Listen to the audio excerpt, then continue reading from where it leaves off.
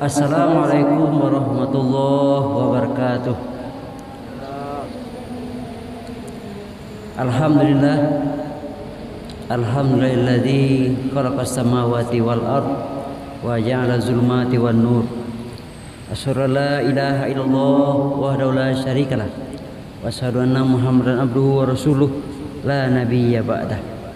Amma ba'd. Bapak-bapak, ibu-ibu, saudara-saudara sidang jamaah zuhur Masjid Raya Sumatera Barat yang dirahmati Allah, marilah kita mengucapkan puji syukur kepada Allah Subhanahu wa taala karena sampai dengan detik ini Allah masih memberikan kepada kita nikmat, baik nikmat sehat, nikmat sempat, dan terutama adalah nikmat iman, sehingga masih bisa melaksanakan salat zuhur berjamaah di masjid yang kita cintai ini. Kemudian salawat dan salam juga tidak lupa kita sampaikan kepada arwah junjungan kita Nabi besar Muhammad sallallahu alaihi wasallam. Allahumma shalli ala Muhammad wa ala ali Muhammad. Pada kesempatan zuhur kali ini kita akan membahas sepotong ayat di dalam Al-Quran, yaitu surat An-Nahl ayat 92, yaitu bunyinya adalah A'udzubillahi minasyaitonirrajim. Bismillahirrahmanirrahim. Wala takunu kallatina qadat ghaslaha min ba'di quwwatin ankata tattakhizuna aymanakum dakhalan bainakum an takuna ummatun hiya arba min ummah innama yabluukumullahu bih waliyubayyinullahu lakum waliyubayyananna lakum yaumal qiyamah ma kuntum fihi takhtalifun. Sadaqallahul azim wa sadaqa rasuluhun nabiyil karim wa nahnu ala dzalika minas syahidin wasyakirin walhamdulillahi rabbil alamin. Bapak-bapak, ibu-ibu, saudara-saudara sidang jamaah zuhur rahimakumullah, di dalam surat An-Nahl ayat 92 yang dibacakan tadi Allah menyatakan bahwa wala takunu kallati, dan janganlah kamu seperti seorang perempuan di mana dia telah menenun benang menjadi kain, kemudian kain itu dia ungkai kembali menjadi benang. Jadi ini ceritakan dulu di Mekah ada seorang perempuan, wanita yang dikenal dengan wanita yang paling dungu di dunia, sehingga kisahnya ini diabadikan oleh Allah di dalam Al-Quran, di dalam surat An-Nahl ayat 92 ini, yakni namanya adalah Roitah ibnu Amr. Roitah ini kenapa dia menjadi seorang wanita yang paling dungu? Itu dulunya adalah karena ketika dia di masanya yang sudah patut untuk menikah, tetapi ternyata belum ada satupun laki-laki yang datang untuk meminangnya. Itu disebabkan bukan karena dia tidak cantik, bukan disebabkan karena dia tidak orang kaya atau tidak mendapatkan pendidikan, tidak. Ternyata dia tidak dipinang oleh orang lain atau tidak ada yang datang laki-laki kepadanya, disebabkan adalah karena ayahnya yang selalu menolak pinangan laki-laki, karena setiap datang orang yang meminang selalu ditanya berapakah mahar yang dia bawa apakah dia. Kalau dia hanya modalkan dengkur sama kumis saja atau modalnya tidak ada, maka oleh sang bapaknya si Amr disuruh pulang kembali, sehingga sampai usianya tua sampai usianya 40 tahun Roitah tidak mendapatkan jodoh. Sementara kawan-kawannya sepermainan yang dari waktu kecil teman bergelut, teman bermain sudah dipinang oleh kawannya, oleh laki-laki yang lain. Tinggallah dia sendiri. Sehingga dia bersedih sampai akhirnya bapaknya pun meninggal dunia. Padahal dia orang kaya, apapun dia punya, apa yang dipinta lai kabuliah, apa dikandak lai kabalaku. Tapi sayangnya ketika ada orang yang datang meminang, selalu ditolak oleh bapaknya. Sampai akhirnya bapaknya pun meninggal dunia. Nah, pada waktu bapaknya meninggal dunia, datanglah saudara sepupu dari ibunya dari negeri seberang yang datang untuk menjenguk dengan membawa seorang anak laki-laki yang namanya si Toib. Nah, setelah dibawa untuk pergi menjenguk, ternyata oleh ibunya dijodohkanlah dengan anak sepupunya tadi yang umurnya jauh lebih muda daripada Roitah. Roitah pada waktu itu usianya sudah 40 tahun. Sementara pemuda itu atau anak dari tantenya itu baru 25 tahun. Awalnya dia tidak mau menikahi dengan orang tua, tidak mau menikah dengan Roitah. Tetapi dibujuk oleh ibunya, silahkan menikah, nanti setelah menikah kan kita bisa menguasai hartanya. Nah, pada waktu menikah itulah dia mulai berubah pikiran.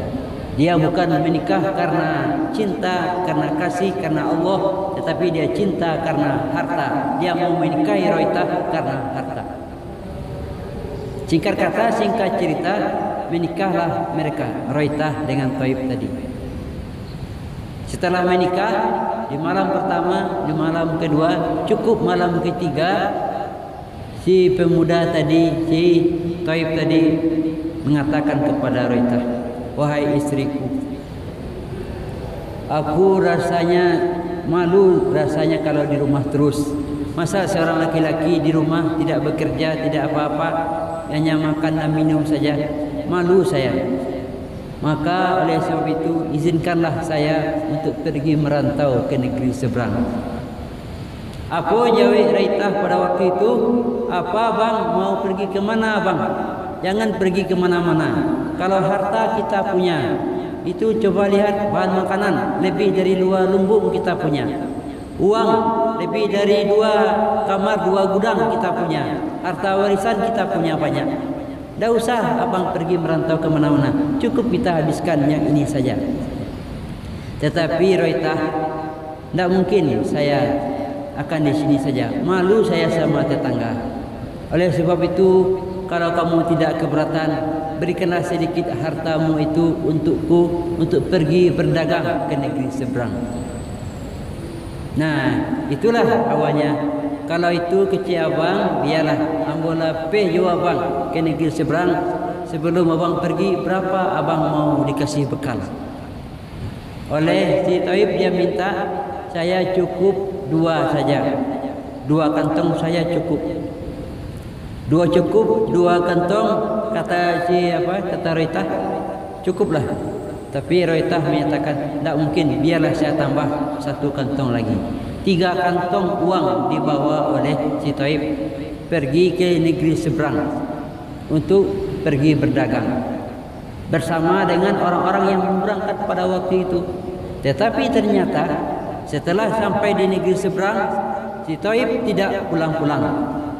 1 kali 1 tahun hari raya yang pertama dilihat, ditanya kepada orang yang pulang dari negeri seberang, apakah dia melihat suaminya? Ternyata tidak ada yang melihat. Tahun kedua juga begitu. 3 tahun kemudian tidak datang-datang. Akhirnya mulailah stres si Roitah ini. Dan ibunya pun meninggal dunia. Setelah ibunya meninggal dunia, bertambahlah dia dalam kelarutan dan duka cita yang sangat mendalam. Akhirnya dia perintahkan seluruh anggotanya, seluruh anak buahnya, pergilah kalian ke pasar, belilah semua benang dengan berbagai macam warna. Kemudian setelah benang itu dibeli, dikumpulkan, dia tenun menjadi kain. Nah, setelah dia menjadi kain, pada malam harinya dia berpikir lagi, untuk apa kain ini? Padahal di gudang kainnya sudah banyak, hartanya sudah banyak, suami tidak punya, anak tidak punya, orang tua sudah meninggal. Maka akhirnya dia perintahkan pula kepada anak buahnya itu, wahai anak buahku, ungkailah kembali benang itu.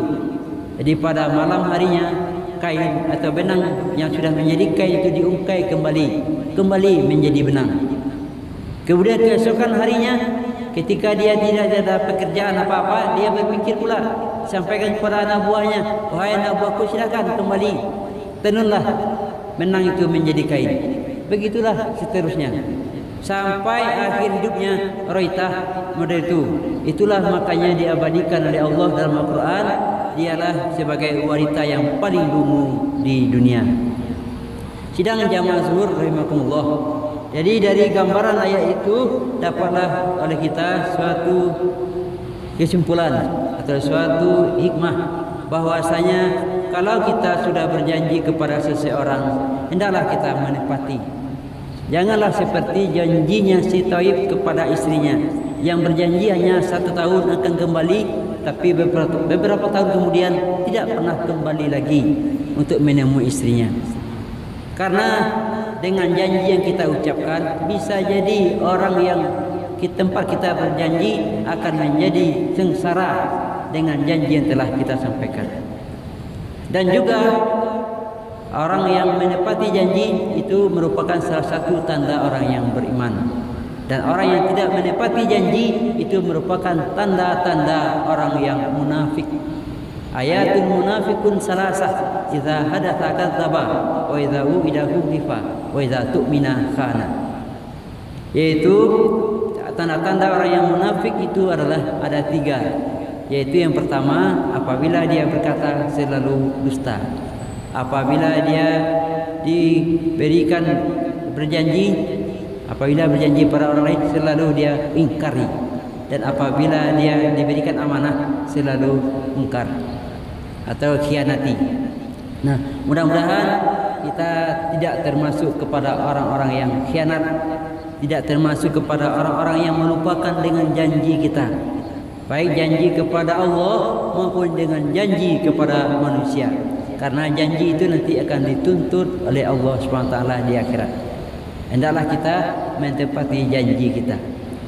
Demikian saja ceramah zuhur kita pada hari ini. Mudah-mudahan ada hikmahnya untuk kita bersama, dan terutama untuk saya pribadi. Al-haqqu min rabbik fala takunanna minal mumtarin. Wabillahi sabilul haq. Wassalamualaikum warahmatullahi wabarakatuh. Allahu akbar, Allahu akbar.